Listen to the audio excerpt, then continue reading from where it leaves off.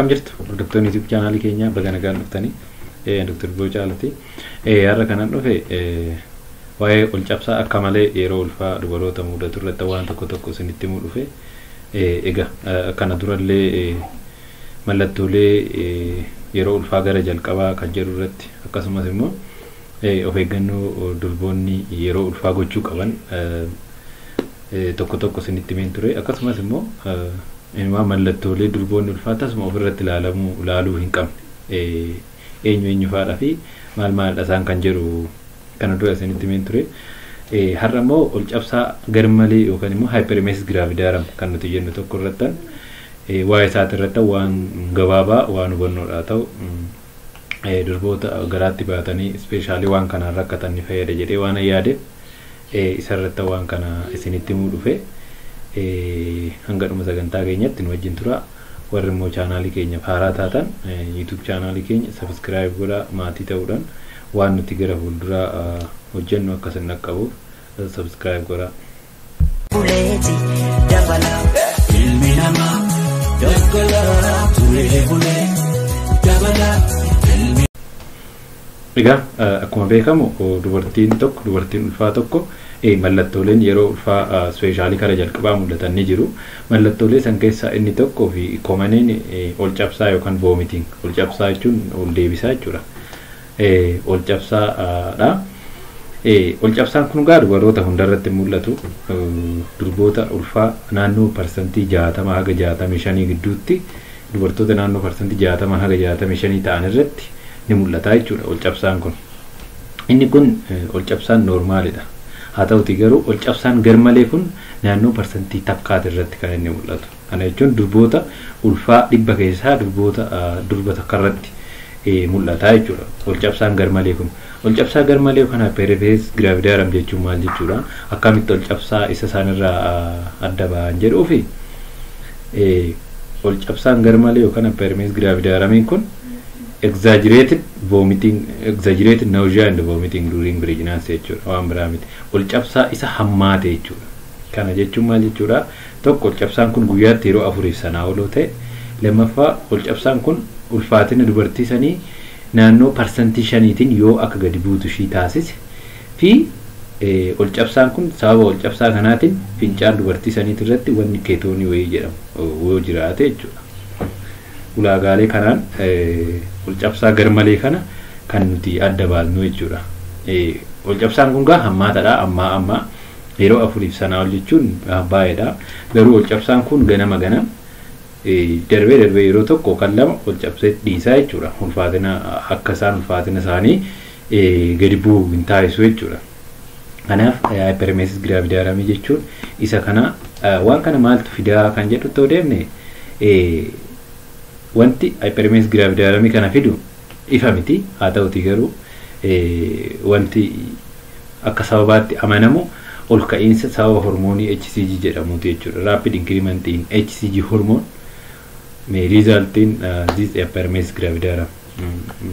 Researcheroonni garaagaraa wanti jedhan isa jedhamee amanamaa jechuudha. Ol ka'iinsa hormoonii HCG kana namoota hyperemesis gravidarum qaban kana keessatti baay'inni hormoonii HCG kana ni baay'atu jechuudha.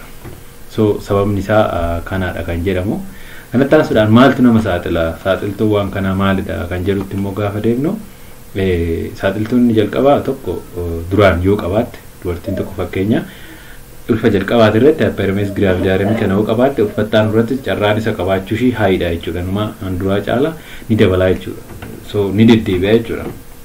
So duraan qabaachuun akka saaxiltuu tokkootti inni biraan obesity yookaan immoo ulfaatina garmalee durboonni boorcii qaban ulfaatina garmalee qaban ulfaatinni isaanii hojjaa isaaniitiif warra ol ka'aa ta'e keessatti warra kaan caala ni baay'ata jechuudha.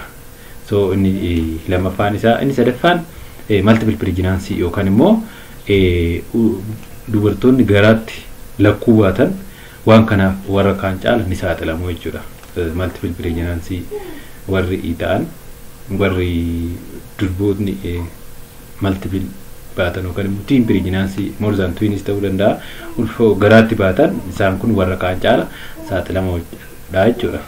Inni biraani dhukkuba akka molar disease jedhaman jiru yookaan GTD jedhamu jira.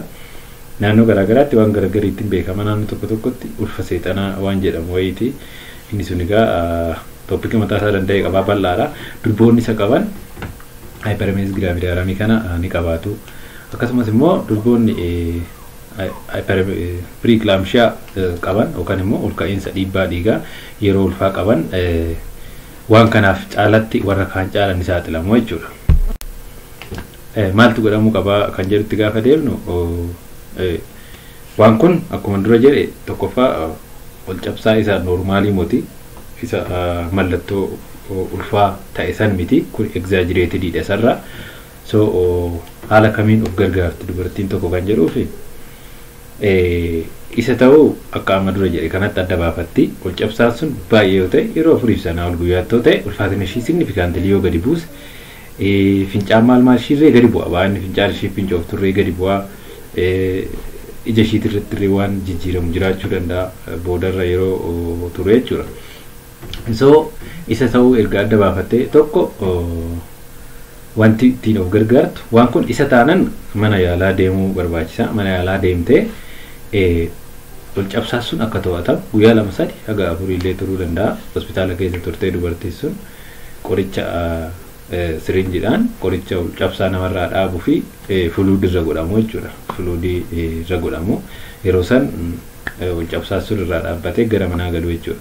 Garuu hangasitti fi manatti haala kamiin of gargaarti dubartiin kuni tokkoffaa nyaatota goggogaa fi foolii dhabeessa soorachuu.